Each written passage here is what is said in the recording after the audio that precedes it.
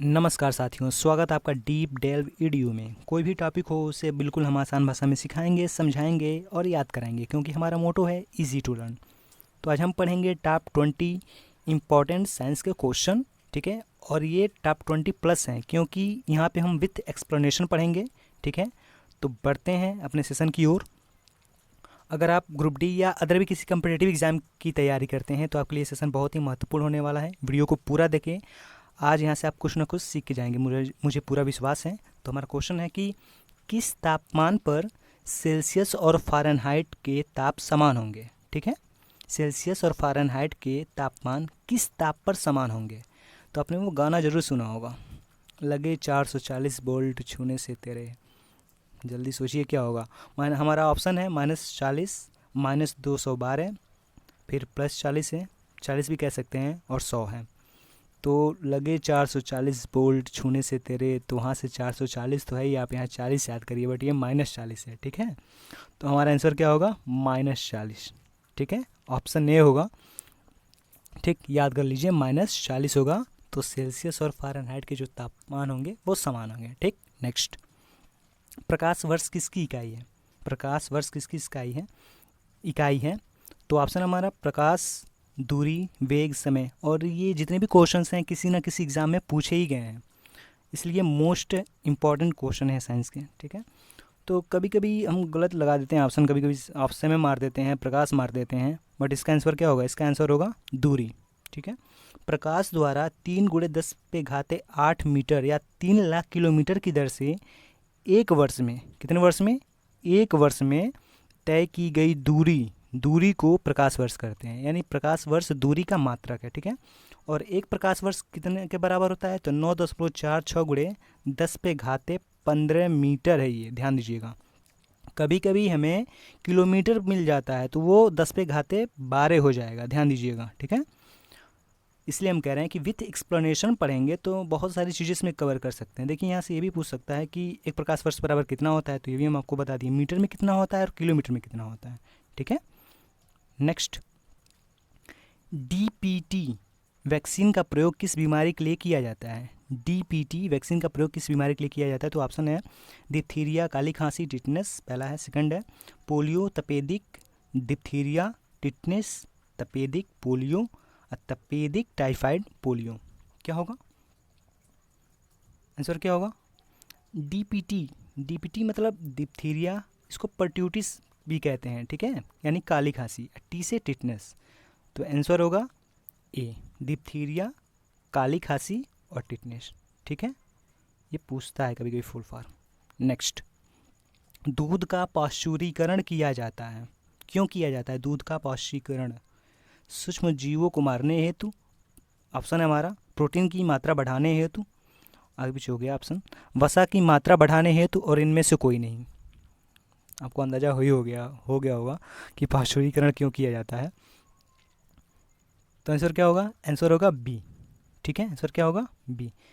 इसलिए किया जाता है कि ताकि दूध को लंबे समय तक, ठीक है, सुरक्षित रखा जा सके, ठीक। नेक्स्ट, मैमोलॉजी के अंतर्गत किसका अध्ययन किया जाता है। मैमोलॉजी के अंतर्गत किसका अध्ययन किया जाता है, ठीक। तो ऑप्शन है हमारा जंतुओं के व्यवहार का, स्तनधारियों का, उभयचरों का, पादपों और जंतुओं के आकारीय संरचना का, ठीक है। आप ये ध्यान दीजिए कि मैमल होता है ना, मैमल, उसी मैमल से मैमोलॉजी बना है। मैमल मतलब क्या होता है, स्तनधारी। तो आंसर क्या होगा, बी, ठीक है। आंसर क्या होगा, बी, यानी स्तनधारियों का। मैमल से याद कर लीजिए मैमोलॉजी, मैमल होता है ना स्तनधारी, तो मैमोलॉजी से मतलब स्तनधारियों का अध्ययन इसमें किया जाता है। नेक्स्ट क्वेश्चन है, टीवी रिमोट कंट्रोल किस सिद्धांत पर कार्य करता है। टीवी रिमोट कंट्रोल किस सिद्धांत पर कार्य करता है। तो ऑप्शन क्या क्या है, ऑप्शन है अल्ट्रासोनिक तरंगे, लेज़र तकनीक, ब्लूटूथ तकनीक, इंफ्रारेड तरंगे। तो आंसर क्या होगा, जल्दी बताइए, जल्दी आंसर क्या होगा, आंसर होगा डी, इंफ्रारेड तरंगे, विद्युत चुंबकीय तरंगे हैं। कैसी तरंगे हैं, विद्युत चुंबकीय तरंगे हैं, और इसकी खोज हर्सल ने की थी, ठीक है। तो अगर पूछ ले आपसे कि कैसी तरंगे हैं, इंफ्रारेड तरंगे, तो विद्युत चुंबकीय तरंगे हैं, और खोज किसने की थी, तो हर्सल ने की थी, ठीक है। इसे कहते हैं विथ एक्सप्लेनेशन पढ़ना, एक क्वेश्चन से एक दो क्वेश्चन एक्स्ट्रा तैयार कर लेना, ठीक है। अगर आप स्क्रीनशॉट लेना चाहते हैं तो ले सकते हैं। नेक्स्ट, पृथ्वी का पलायन वेग है। पृथ्वी का पलायन वेग पूछ रहा है, पलायन वेग कितना है? तो ऑप्शन है, ऑप्शन ध्यान से देख के ऑप्शन मारिएगा। यहाँ पे है 11.2 किलोमीटर प्रति सेकंड है, और यहाँ पे है 11.2 मीटर प्रति सेकंड है, और ये 13.7 किलोमीटर प्रति सेकंड है, और ये है 10.4 किलोमीटर प्रति सेकंड है। पलायन वेग मीन्स ये होता है कि वो वेग जो किसी पिंड को अगर तेज़ी से फेंक दिया जाए और वो जो है पृथ्वी के गुरुत्वाकर्षण के बाहर चला जाए और पृथ्वी पर वापस लौट के ना आए, ठीक है, उसको कहते हैं पलायन वेग। तो आंसर क्या होगा? आंसर क्या होगा? आंसर होगा हमारा ए, ठीक है, आंसर होगा ए, क्योंकि यह 1 सेकंड में, यानी प्रति सेकंड मतलब 1 सेकंड में 11.2 किलोमीटर की स्पीड से अगर फेंकी जाए कोई चीज़ तो पृथ्वी के बाहर चली जाएगी। चंद्रमा पर इसका वेग कम होता है क्योंकि वहाँ पे ग्रेविटी कम है, ठीक है। नेक्स्ट, शरीर में लोहे की कमी से कौन सी बीमारी होती है? लोहे की कमी से कौन सी बीमारी होती है? तो ऑप्शन है स्कर्वी, रिकेट्स, एनीमिया, और इनमें से कोई नहीं। जल्दी बताइए आंसर क्या होगा? आंसर क्या होगा? आंसर होगा हमारा ऑप्शन नंबर सी, एनीमिया होगा, ठीक है। कौन सा होगा? एनीमिया होगा, ठीक। नेक्स्ट, न्यूरॉन सिद्धांत के लिए 1906 में नोबेल पुरस्कार किसने जीता था? ठीक है, न्यूरॉन सिद्धांत के लिए, ठीक। ऑप्शन है Pierre Curie, Henry Moseley, Luis Alvarez, और सेंटियागो रेमन वाई केजल। किसने जीता था? आंसर होगा हमारा, आंसर क्या होगा? आंसर होगा D for dog, Santiago Ramon y Cajal, ये हैं, ठीक है, को आधुनिक तंत्रिका विज्ञान का पिता कहा जाता है, ये ध्यान दीजिएगा। और न्यूरॉन केंद्रीय तंत्रिका तंत्र का एक संरचनात्मक एवं बुनियादी इकाई होती है। का एक की नहीं होगा, यहाँ पे ये गलत हो गया है, की नहीं होगा, ठीक है। तंत्रिका तंत्र का एक संरचनात्मक एवं बुनियादी इकाई होती है। तो ये पूछ लेता है कभी कभी कि तंत्रिका तंत्र का बुनियादी या संरचनात्मक इकाई किसे कहते हैं? तो न्यूरॉन को कहते हैं, ठीक है, यहाँ से आप जान लिए होंगे। नेक्स्ट, किस विटामिन की कमी से रिकेट्स रोग होता है? किस विटामिन की कमी से रिकेट्स रोग होता है? कौन सा रोग होता है? रिकेट्स रोग होता है। तो ऑप्शन है vitamin A, vitamin B, vitamin C, vitamin D. तो आंसर क्या होगा? आंसर होगा विटामिन डी।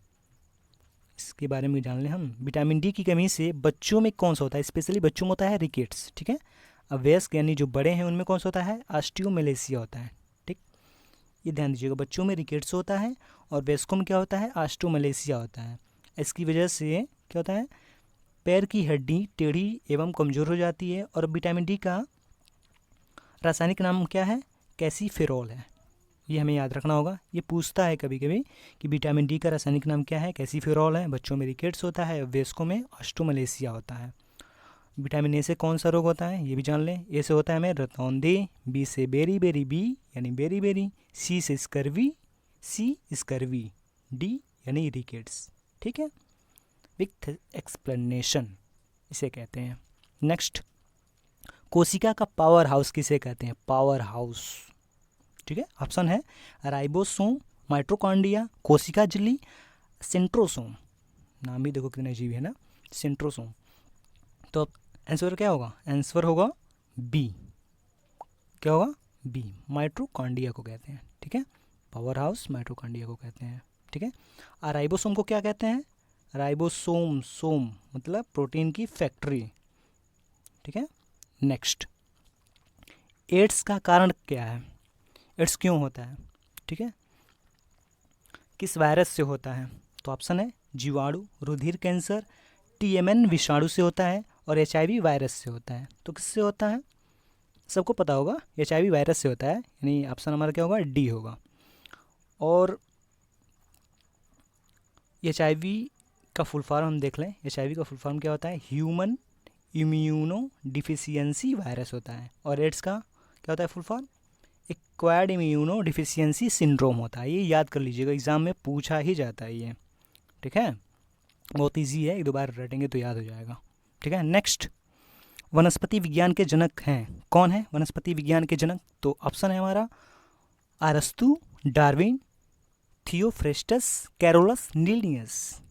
तो आंसर होगा, आंसर क्या होगा? थियोफ्रेस्टस होगा। आंसर क्या होगा? थियोफ्रेस्टस होगा।